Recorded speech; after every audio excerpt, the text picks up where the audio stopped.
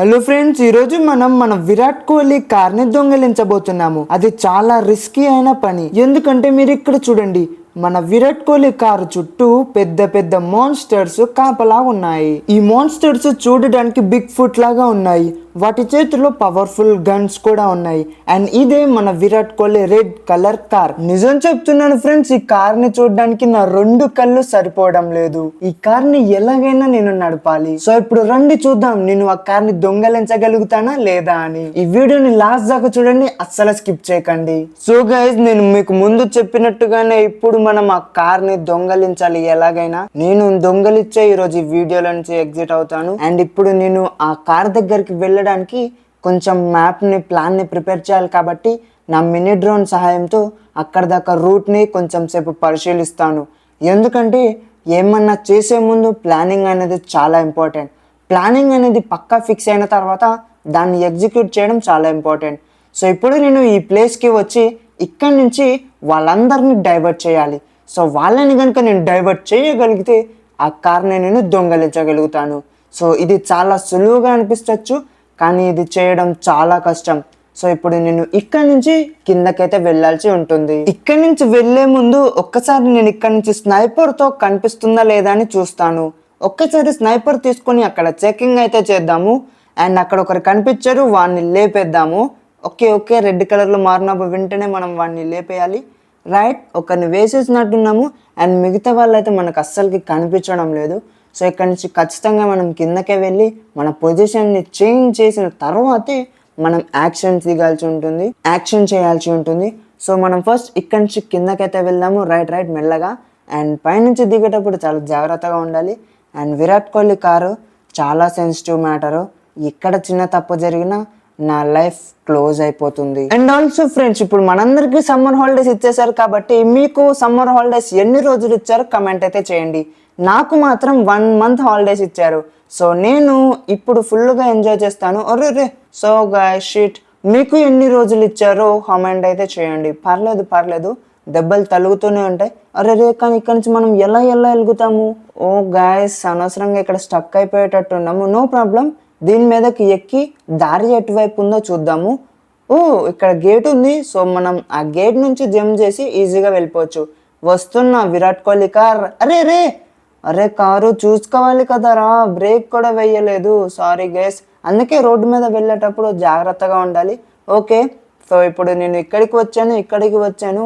ఇది దాటేసాం, కానీ ఇక్కడ నుంచి నాకు ఆ ఏరియా, ఆ బిగ్ ఫుట్స్ తిరుగుతున్న, ఆ పెద్ద పెద్ద మాన్స్టర్స్ తిరుగుతున్న ఏరియా క్లారిటీగా కనిపించడం లేదు. సో ఇక్కడ నుంచి ఒకసారి నా మినీ డ్రోన్ని పంపించి అక్కడ ఎలా ఉందో చూస్తాను. ఇక్కడ ఏరియా కొంచెం సేఫ్గానే ఉంది. ఇక్కడ నుంచి మనకి పర్ఫెక్ట్ ప్లేస్ అన్నమాట. మనం వచ్చే గ్యాప్లో సూర్యుడు కూడా మన మీదకు వచ్చేసాడు. సో ఇప్పుడు ఇంకా ఎక్కువ జాగ్రత్తగా ఉండాలి మనం. సో గైజ్, నేను ఇప్పుడు ఈ ఫెన్స్ మీదకి ఎక్కి అక్కడి నుంచి ఆ బిల్డింగ్ టాప్ మీదకి వెళ్తాను. అంటే ఆ బిల్డింగ్ రూఫ్ మీదకి చేరుకుంటాను.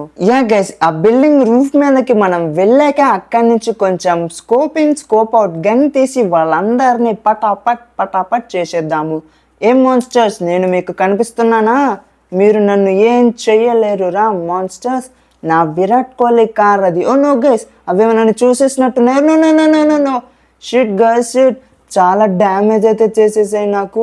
ఓ మై గాడ్ గైస్, చాలా డేంజర్గా ఉన్నాయి. నేను అస్సలు నన్ను చూడలేవనుకున్నాను, కానీ అవి నాకు అనుకోని విధంగా, షాక్ అయ్యే విధంగా అన్ఎక్స్పెక్టెడ్గా నా మీదకి బుల్లెట్స్ ఫైరింగ్ అయితే చేయడం జరిగింది. అండ్ నాలో హెల్త్ కూడా పోయింది.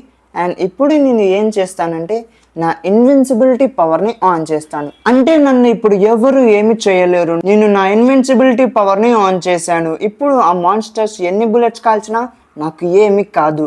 ఈ పవర్ని నాకు మన ఐరన్ మ్యాన్ ఇవ్వడం జరిగింది.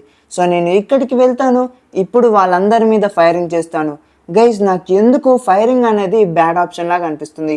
ఎందుకంటే అక్కడ చాలా మాన్స్టర్స్ ఉన్నాయి, ఒకేసారి నా మీద ఫైరింగ్ చేస్తున్నాయి. సో నేను ఒక ఐడియా వచ్చింది. గ్రనేడ్ తీసుకొని వాళ్ళందరి మీదకి వేసేస్తాను.